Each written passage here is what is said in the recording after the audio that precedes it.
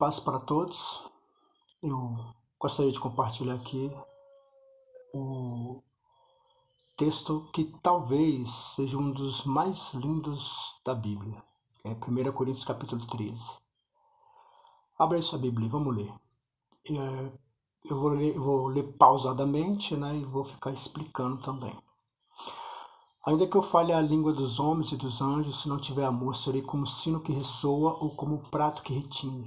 Ainda que eu tenha o dom da profecia e saiba todos os mistérios e todo o conhecimento, e tenha uma fé capaz de mover montanhas, se não tiver amor, nada serei. Então, ele começa dizendo aqui umas coisas muito fortes. E é interessante que quando o apóstolo Paulo ele fala sobre isso aqui, ele não está se referindo ao amor do homem e da mulher. Ele não está se referindo a esse tipo de amor. Ele está se referindo ao amor fraternal, o amor entre irmãos. Mas é claro que a profundidade do que é falado aqui, você pode fazer inferências ao amor entre um homem e uma mulher, o amor de Deus, né?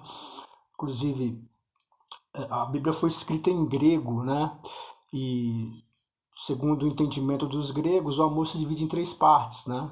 Que é o amor a Deus, ao fraternal e o amor que o homem sente por uma mulher, né? Mas aqui, o que Paulo está escrevendo aqui é referente ao amor fraternal. Mas ele fala coisas tão profundas, tão significantes, tão fortes, que você pode aplicar no teu relacionamento, da forma com que você enxerga o outro, da forma que você se relaciona com o outro. Você pode aplicar isso. E ele fala que umas coisas bem fortes.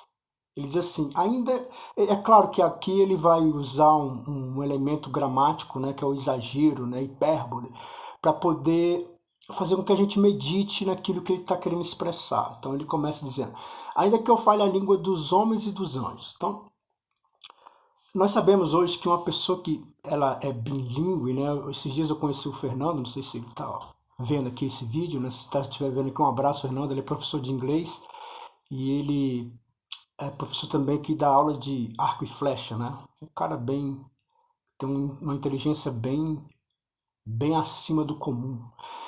E ele fala vários idiomas. E não tem como a gente não admirar tais pessoas que falam vários idiomas, né? São pessoas que têm uma inteligência muito poderosa, muito forte, né? Então, o que o apóstolo está dizendo aqui é que ainda se eu falasse todas as línguas.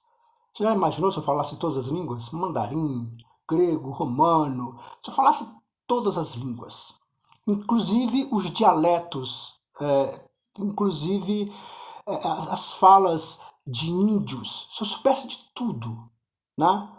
Você consegue compreender o quão importante eu seria, o quão solicitado eu seria, mas ele está dizendo aqui que ainda que eu tivesse esse dom, eu tivesse essa força de falar todas as línguas, se não há amor aqui, então não me adianta nada.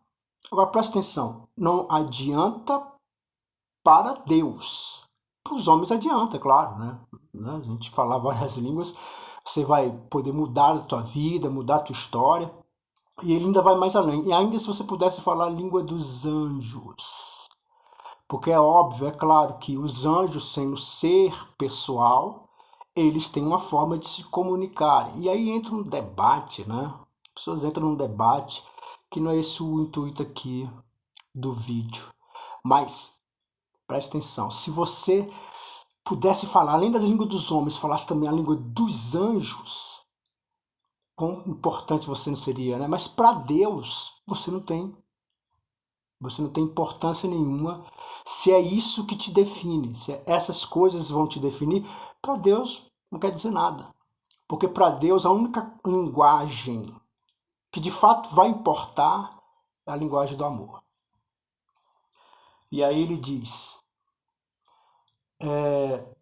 ele até fala, serei como um sino que ressoa, como um prato que retine. É um sino, aqui, acho que a ideia aqui é aqueles sinos que tem na igreja católica, né? Eles tiveram sempre, né? Na verdade, o sino era uma forma de aviso, né? Hoje ele não tem mais esse sentido, mas a Igreja Católica incorporou ele, tanto que muitas igrejas que você vai tem aquele sino que é badalado às 6 horas da noite, né? Avisando que é às 18 horas.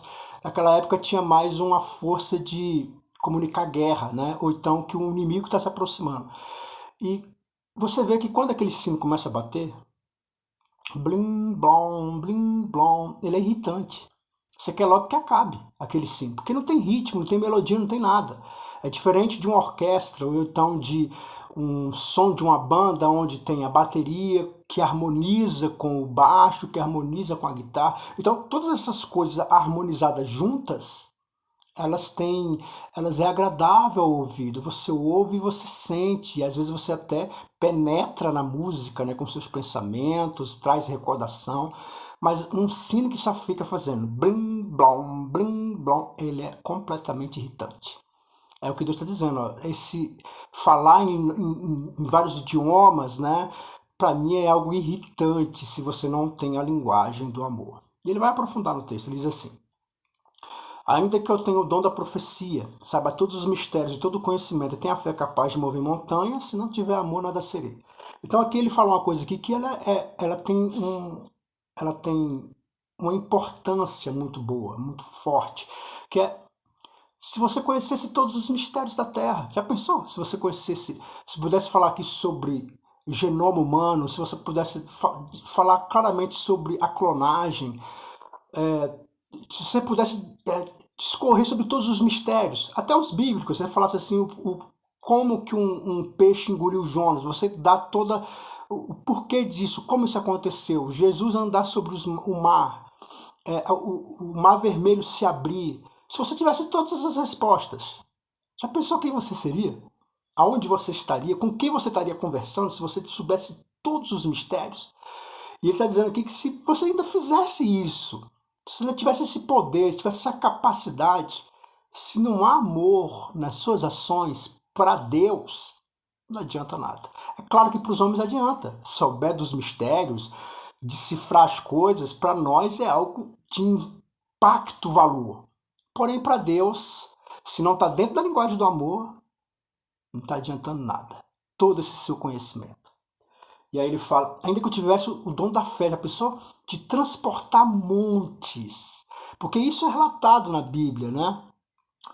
O próprio Jesus ele fala que se você tiver fé do tamanho de mostarda, que é uma semente bem pequenininha, você teria esse poder de transportar montes, né? E Paulo usa essa fala de Jesus aqui para trazer a importância da linguagem do amor. Então, se você é uma pessoa de fé, é uma pessoa que ora, as coisas acontecem, mas se não há amor, não está adiantando de nada. Adianta para os homens, adianta para a igreja. Aí tem igrejas que se locomovem afirmando que nela o poder de Deus e a graça de Deus está sempre constante nesse sentido, que o rio do milagre está fluindo toda hora tem testemunho de milagre, mas se não há amor aqui, está adiantando nada para Deus. Adianta para os homens, para Deus não adianta nada. E ele vai aprofundando cada vez mais. Ele diz: ainda que eu os dê aos pobres tudo que eu possuo, entregue meu corpo para ser queimado, se não tiver amor, nada disso me valerá. Então, ele fala aqui algumas coisas bem interessantes. Ele fala assim que se eu desse toda a minha fortuna para os pobres. E tem um personagem na história da humanidade que ele fez isso.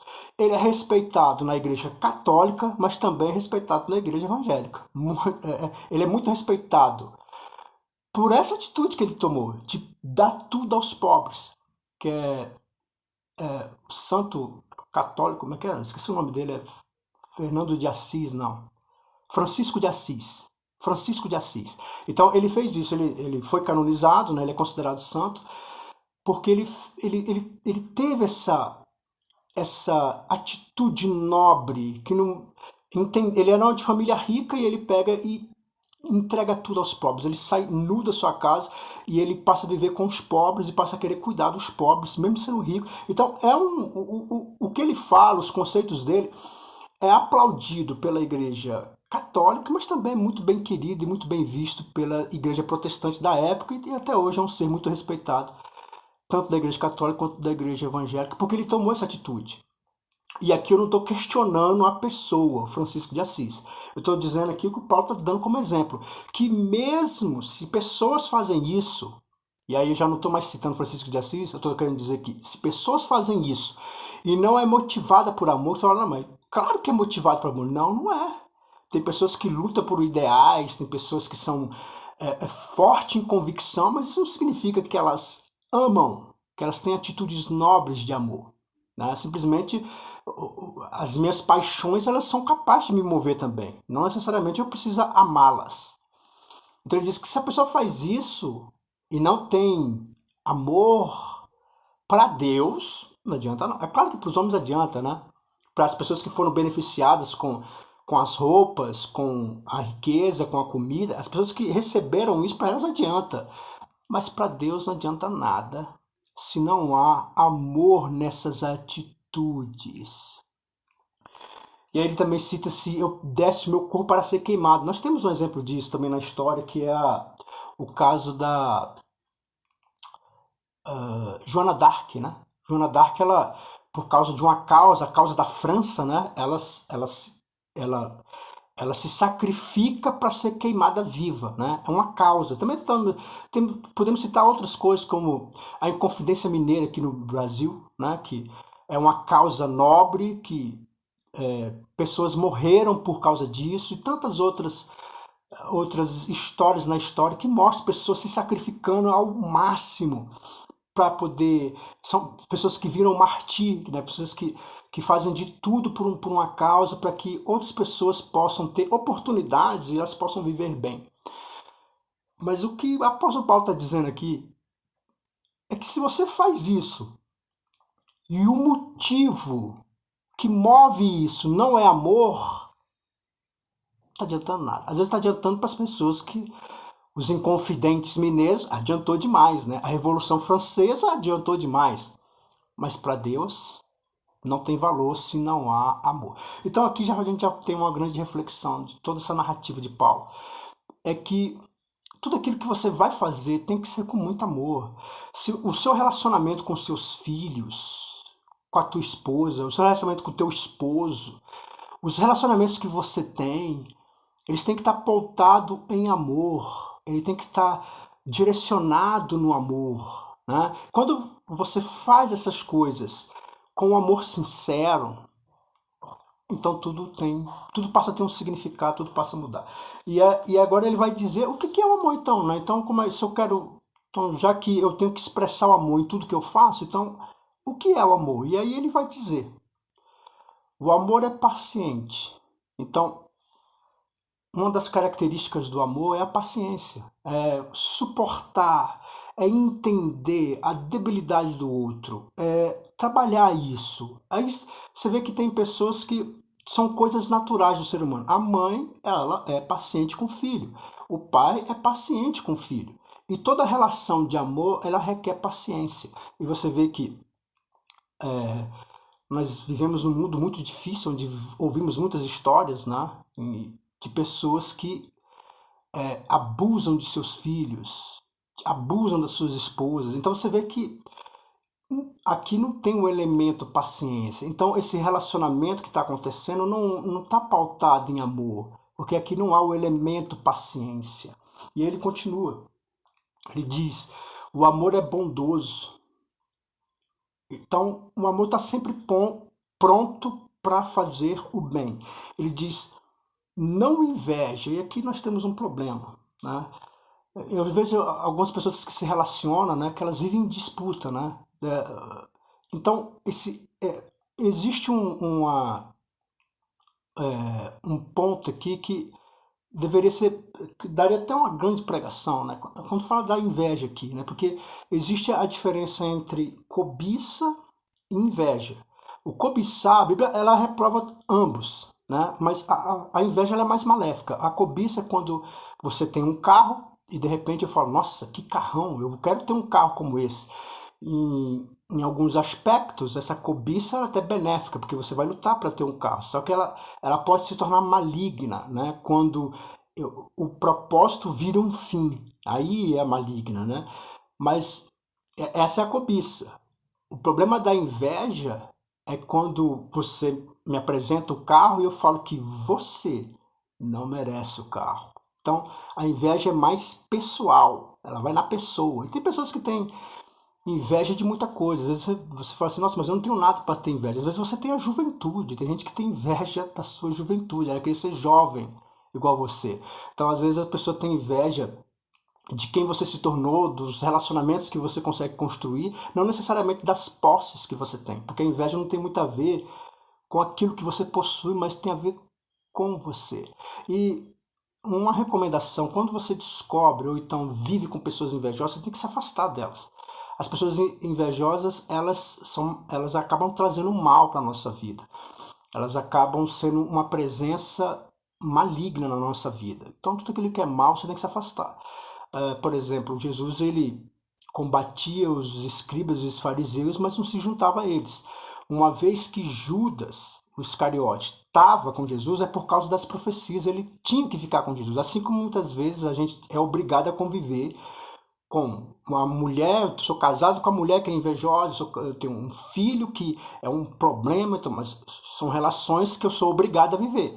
Agora, aquelas que eu não sou obrigado a viver, eu tenho que me afastar. E às vezes eu vejo pessoas que ao invés de se afastar, elas se aproximam cada vez mais. Sabe que a pessoa é invejosa, sabe que a pessoa é maléfica, e mesmo assim se aproxima. Mesmo assim abraça, visita, abre a porta da casa, convida para entrar. E aí você depois vai viver tempos difíceis e não vai compreender o porquê. E é isso. Se você traz pessoas maléficas, com grandes influências malignas, para perto de você, você acha que isso vai resultar em quê? E aí ele continua dizendo: não se vangloria e nem se orgulha.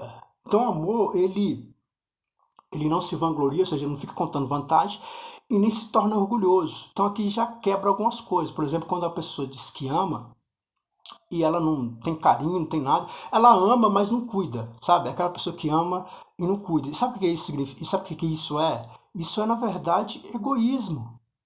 Isso é egoísmo, é justamente o que está condenando aqui. Tem pessoas que elas estão se relacionando com outros, mas elas não se aprofundam no outro, mas só que o outro não pode olhar para o lado, o outro não pode se envolver com outras pessoas, e eu não quero me envolver com essa pessoa, mas não quero que essa pessoa se envolva com outros. Isso é puro egoísmo. E tem gente que está em relacionamentos assim. Aqueles relacionamentos também em que há muito, que é o próximo ponto que eu vou falar, que é ciúme. Deixa eu ler aqui. Deixa eu ler aqui. Não, não inveja, não se vangloria, não se orgulha, não maltrata e não procura os seus interesses e não se ira facilmente nem guarda rancor. Então, a pessoa que ama, ela não maltrata. Ela não maltrata. Ela, na verdade, trata bem. Então, tem pessoas que estão dentro de um relacionamento onde elas falam que há amor, né? Meu marido me ama, e o cara maltrata ela, né? Trata ela mal, não tem aquele cuidado. Então, isso não é amor, sabe? Você está nesse relacionamento, porque na verdade a gente às vezes não entende, né? Porque na verdade, o que é o comum? O comum é quando você for se relacionar com uma pessoa, o que te motiva e o que te leva a se relacionar com essa pessoa é o amor. Eu amo essa pessoa, eu tenho sentimentos profundos por ela, eu quero o bem dela. É isso que leva você a se relacionar. Mas nós vemos no mundo hoje que as pessoas se relacionam por vários motivos. As pessoas se relacionam porque não está aguentando viver sozinha, então ela cede a qualquer paixão que vem na frente dela. E depois ela paga um preço, porque às vezes é melhor você ficar sozinho do que mal acompanhado, né? Às vezes é 10 vezes melhor você estar só do que estar num péssimo relacionamento.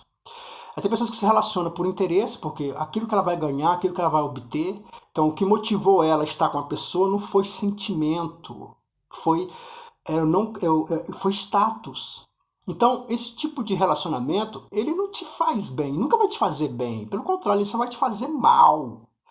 Tem pessoas que se relacionam com o outro para poder obter vantagens, né? Para poder sugar do outro, às vezes sentimento de vingança, né? Porque eu fui muito maltratado, então eu preciso agora de uma pessoa que eu possa maltratar. Então são vários os motivos que fazem uma pessoa se relacionar com o outro. Só que o único que vai dar certo, o único relacionamento que vai ser realmente benéfico são aqueles que envolvem sentimento. é aqueles que envolvem amor. E aí ele diz assim, não procura seus interesses, não guarda rancor, que é outro problema também, né? Quando casais não se perdoam, né? Pessoas que elas estão no relacionamento, tão pai e filho, marido e mulher, aonde está o passado sempre vem à tona, onde sempre as coisas são faladas, são ditas sem tato, machuca, tem aquele negócio de o que eu tenho que dizer eu digo na cara, né? Parece até nobre, parece até bíblico, mas não é assim. O que você tem que dizer, você realmente tem que dizer. Mas existem formas e meios de falar. E existe também o tempo de falar. Por exemplo, um filho, né, que vai falar com um pai bêbado que ele está errado, o pai não vai aceitar. Por quê? Porque ele não tem a idade e o pai também não deu esse direito ao filho de ser corrigido por ele. Então, tem coisas que você tem que esperar o tempo certo para falar. E outras coisas tem que esperar a pessoa te dar esse direito de você falar. Quando você entende esses aspectos, você realmente vai se sair melhor na sua fala, nas suas argumentações e nos seus conselhos. Quando você é uma pessoa precipitada, que não entende isso, mesmo que você esteja falando certo, mesmo que você esteja falando a coisa correta, as pessoas não vão te aceitar. Então você tem que entender o tempo e o modo de falar. E aí ele diz, o amor não se alegra com a não se alegra com a injustiça, mas se alegra com a verdade. Tudo sofre, tudo crê, tudo suporta. Então, ele fala de uma outras características aqui, deixa eu falar pausadamente. Então, o amor não se alegra com a injustiça. A paixão ela é injusta, né? A paixão ela não está preocupada com aquilo que é nobre. A paixão simplesmente é como Romeu e Julieta, né? O cara ele precisa ver a pessoa amada, então ele quebra regras. O pai não queria que a menina visse o rapaz, mas ele vai lá na porta dela, na janela dela e grita. Então ele força a coisa. A paixão ela é assim, né? Eu costumo dizer nos meus aconselhamentos que de fato tudo que você vai fazer começa com paixão. Qualquer coisa. Inclusive a Bíblia fala da paixão de Cristo, né? Porque tudo começa com paixão. Mas não pode acabar em paixão, tem que acabar em amor. Ela tem que se transformar. A paixão é o início de tudo. Qualquer relacionamento ele vai se iniciar com uma paixão. Um emprego novo é uma paixão. Um curso que você vai fazer é uma paixão. Qualquer coisa que você inicia, ela inicia-se com paixão. Aquela coisa, aquele fogo, aquela vontade. Mas depois tem que se transformar em amor. Se continuar em paixão, você vai ter grandes e sérios problemas. No livro de 2 Timóteo, capítulo 2, versículo 22, diz assim: outro sim, digo, foge das paixões da mocidade. Você vê que existe uma passagem na Bíblia que fala assim que você deve enfrentar o diabo, né? Fala assim, resistir ao diabo e ele vai fugir de você. Então você tem que enfrentar o diabo, né? Enfrentar não no ponto de atacar, mas de resistir, ou seja, ele te ataca e você resiste. E aí ele foge de você. Então, essa passagem deixa claro que você tem que enfrentar o diabo, mas em 2 Timóteo 2,22 fala que a paixão você não tem que enfrentar. Quando você se sentir apaixonado e essa paixão ela não se transformou em amor e ela é maligna, porque se ela não se transforma em amor, ela vai se tornar em malignidade. Né? Tem pessoas que, por exemplo, o cara ele não aguenta a separação, estava casado, não aguenta a separação, e ele vai lá e mata a mulher e diz que é amor, e matou por amor. Ninguém mata por amor. Assim como você está vendo aqui. Você está vendo aqui, Paulo está falando de amor fraternal, mas é claro que você pode fazer uma alusão ao amor entre homem e mulher, entre familiares, e você vê aqui que o amor não tem nada a ver com o mal. O amor tem a ver com o bem. Então, quando você atribui que o mal que eu fiz foi motivado por amor, na verdade, o mal que você fez foi motivado por paixões. A paixão faz isso com você, ela faz com que você faça o mal ao outro. O bem ao outro a gente faz com o amor. Então o amor, ele é muito diferente, ele é muito... que é o que está sendo narrado aqui. É o que está sendo narrado aqui. Então, não fugindo, né, do texto, ele diz assim, o amor não se alegra com a justiça, mas se alegra com a verdade. Tudo sofre. Esse tudo sofre aqui não é que o meu amor ele é sofredor, ou seja, agora por causa que eu amo eu vou viver sofrendo, não. É porque o sofrimento vai vir em um certo momento, não tem jeito. Se você ama uma pessoa, você vai sofrer por ela. Por quê? Porque a morte vem, a doença vem, muitas coisas vêm. Então o amor está pronto para sofrer. Tem até uma frase que eu vi num filme, numa série, né? Que acho que você deve ter visto aí, que é WandaVision, né? Da Marvel. Foi bem interessante essa série. Bem legal, né? Para quem gosta de aventura e que gosta de fantasia, né? Que é um filme é uma série bem fantasiosa. Tem um momento que o Visão fala assim, que o luto é a continuidade do amor. Então quando você está em luto é porque de fato houve amor, porque você está sofrendo. E eu acho que esse é o ponto aqui que o apóstolo Paulo está meio que querendo dizer, que de fato quem ama vai ter que encarar um sofrimento em algum momento desse relacionamento. E ele diz, tudo crê, tudo espera e tudo suporta. É uma característica forte do amor. Quando você ama uma pessoa, você acredita nela, você espera nela, você aposta nela.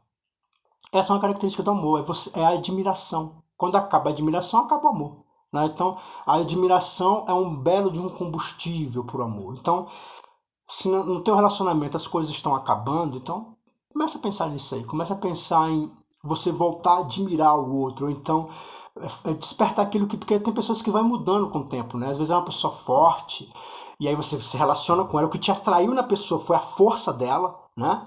Só que com o passar do tempo ela se enfraquece, porque ela deixou de ser uma pessoa que vive por si só, que é um outro problema, quando você pensa assim, não, a minha felicidade está no outro. Né? Eu preciso de um relacionamento porque o outro vai me fazer feliz. Quando você pensa assim, na verdade, é carência. É um sentimento de carência muito terrível. Não tem nada a ver. Ser feliz nunca vai depender do outro. Ser feliz depende de você, da forma que você se trata e como você se enxerga. Então a felicidade nunca vai ter a ver com o outro. A felicidade tem a ver comigo.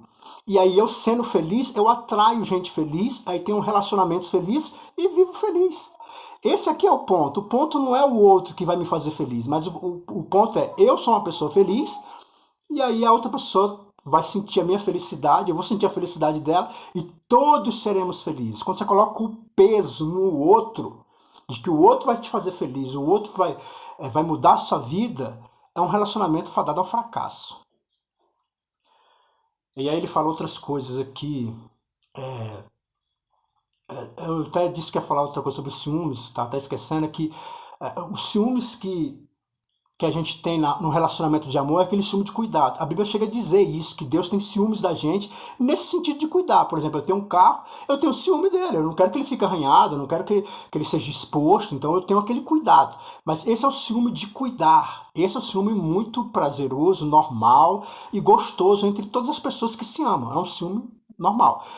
Ciúme que passa disso, ele é patológico.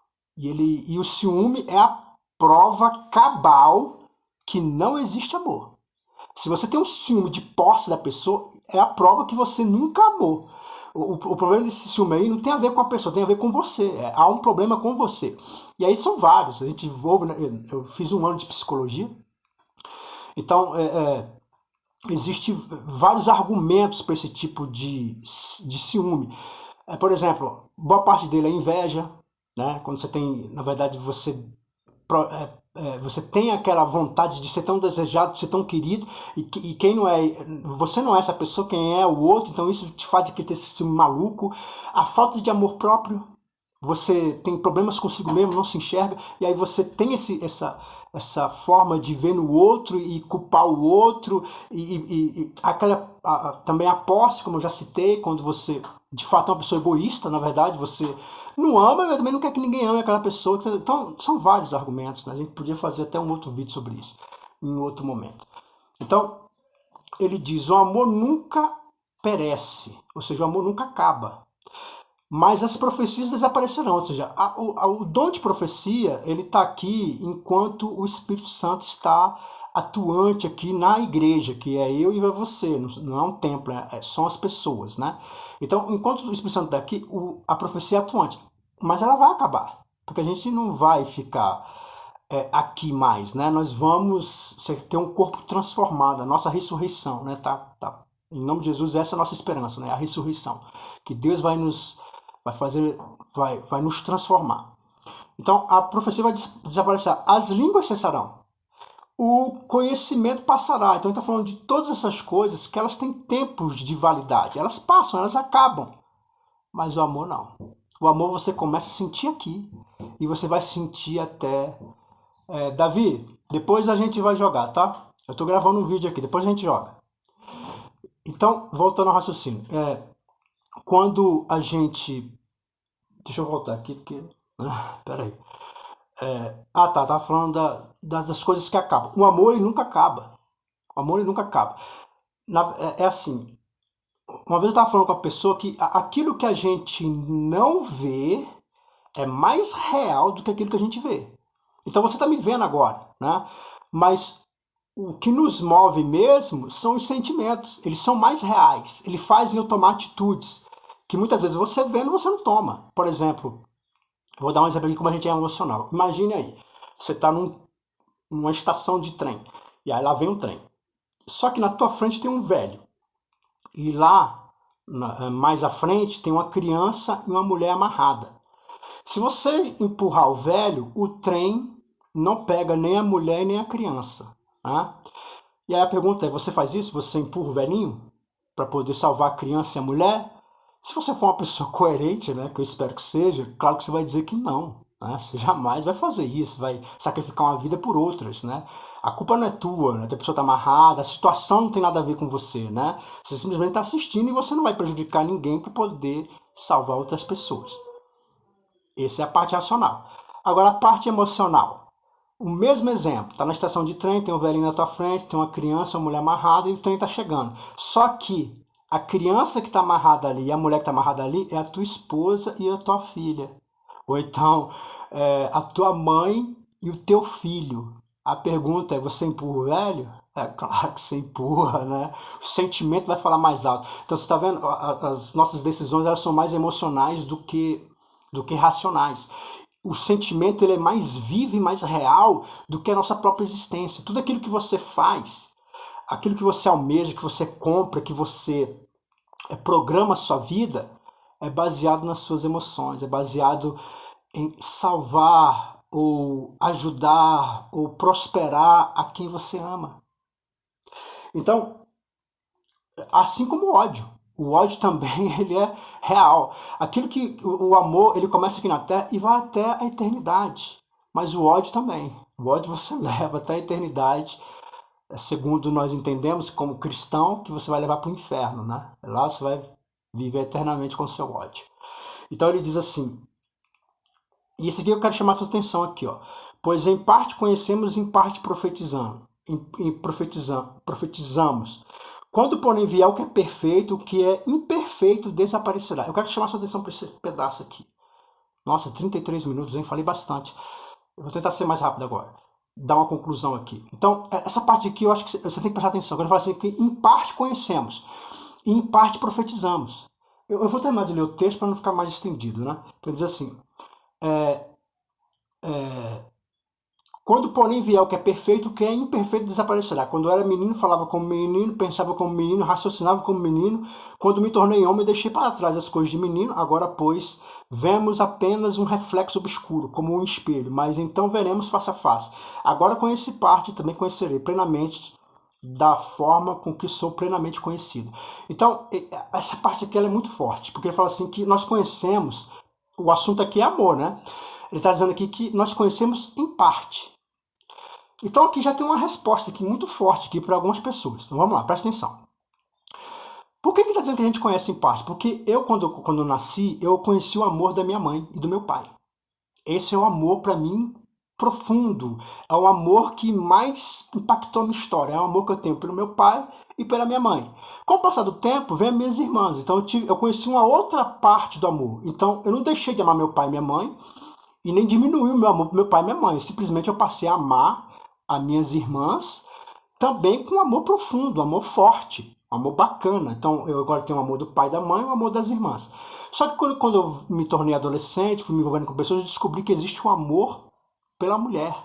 Um amor de relacionamento, que também é forte, mas ele não diminuiu o amor que eu tenho pelos meus irmãos, nem pelo amor do meu e do meu pai.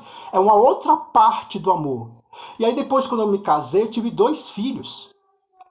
E eu aprendi que eu amo os meus filhos de uma forma que eu não é a mesma forma do amor da mulher que eu tenho, do amor do meu pai e da minha mãe, e do amor dos meus irmãos. É um outro tipo de amor tão forte, tão poderoso quanto. E eu ainda não sou avô, mas a gente ouve demais, né? A minha mãe é avó, então o amor que o avô tem pelos netos é maior do que tem pelos filhos, que é uma outra forma de amar. Tá entendendo? Partes do amor. Isso significa o quê? Que Deus não deu para nenhum ser humano a capacidade de você amar plenamente uma coisa só. Como algumas pessoas afirmam. Tem pessoas que elas vão se matar, elas se matam porque elas dizem que não conseguem viver sem aquele amor. Eu amo tanto aquela mulher e eu não consigo viver sem aquele amor e eu me mato, mas a Bíblia deixa claro que Deus nunca deu esse tipo de amor para ninguém. Ninguém tem essa autoridade de ter esse amor apenas por uma coisa. Então o que é isso? Então, isso não é amor. Quando você fala assim, a pessoa se matou porque amava. Não, nunca houve amor ali na história. Provavelmente uma paixão e um desentendimento consigo próprio. Né? Qual o principal mandamento? Amar a Deus sobre todas as coisas e o próximo como a si mesmo. Então, na verdade, não são dois, são três. Amar a Deus sobre todas as coisas e o próximo como a mim mesmo. Ou seja, se eu não me aprendo a me amar, eu não tenho como amar o próximo, e muito menos a Deus. Então, tudo começa com aprendendo a me amar, eu amo o próximo e o amor de Deus é o total. É aquele amor a qual me faz mover. Então, ninguém, Deus deu esse privilégio de amar uma coisa só. O amor que você conhece é em parte. Porém, ele diz que quando vier o que é perfeito. Quem é o perfeito? Deus. Quando é que ele vem? Quando você morre. Quando você morre. Então, quando vier o que é perfeito, o que é em parte será aniquilado. Então, quando você morrer, você vai encontrar o amor de Deus e ele vai fazer todo sentido na tua vida. E os outros amores, em partes, não vai importar mais. Por isso que se você morre em Cristo, se você tem uma oportunidade, Deus fala assim, ó, vou te dar uma oportunidade de você voltar lá para a terra, lá porque a tua esposa e os teus filhos estão chorando demais e você precisa ir para lá.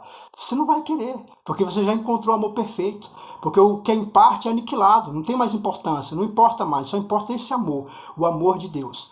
Então, é claro, que é óbvio que eu estou dizendo aqui, nós estamos vivendo na nossa condição e Deus nos presenteia com essas partes de amor. Toda vez que Deus te der, tem uma passagem na Bíblia que fala assim que quando você encontra uma mulher, né, você encontrou o favor de Deus. Então Deus ele nos dá esses favores, né, de se viver amores tão profundos, tão maravilhosos, que é o amor entre homem e mulher, o amor com seus filhos, com a sua mãe, com o teu pai, são privilégios que eles, à medida que o tempo vai passando, ele vai se acabando, né? Tem pai e mãe morre, às vezes filho morre, essas coisas vão sendo tiradas de você. Então, se você é um cara que Deus está acrescentando pessoas assim para você amar, é um favor, é uma graça, é uma misericórdia de Deus. Aproveita, valoriza, mas valoriza amando, como a Bíblia está ensinando. Sabe, não fica tratando mal, não fica desprezando, não fica fazendo joguinhos. Aprenda a amar, porque isso sim tem valor para Deus.